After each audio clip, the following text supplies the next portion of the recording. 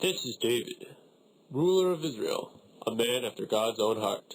But maybe we're getting a little ahead of ourselves. The case. At what point do we pay for immediate results outside of God's will?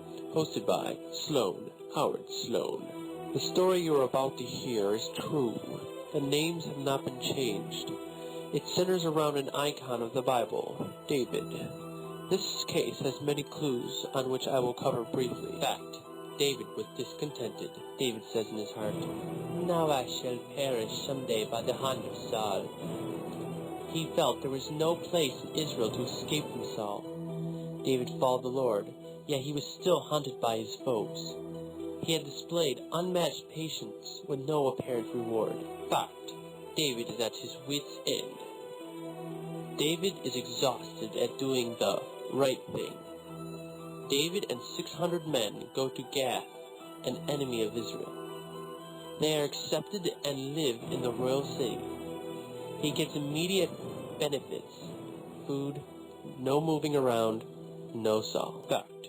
David plays both sides. He led a double life as opposed to the New Testament teaching of living a blameless life. He continued to fight the traditional enemies of Israel. He justified it by carrying out a 350-year-old command of God to totally exterminate the nations of wickedness surrounding my land. The Philistines asked David to join them and fight Israel. He agreed. He and the Philistine armies passed before the king. However, when David passed before the king, his generals did not trust David's loyalty and would not permit him to fight. When the king told David of the news, he threw a fake fit of anger at not being allowed to fight. David went home upon the king's request.